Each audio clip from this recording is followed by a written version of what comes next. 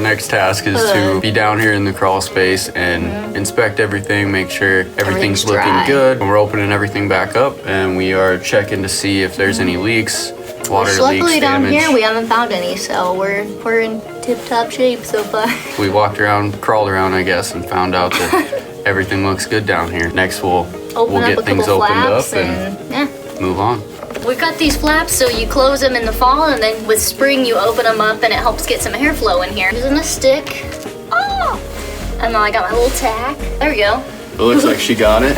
And then we'll vacuum that out and get that all nice and cleaned out from the inside. And then we'll go outside and open the flaps to allow that airflow back again here in the summer. All right, guys, so the next part here is to take off these panels off the outside register here, and then we should be good to let the air flow through the house.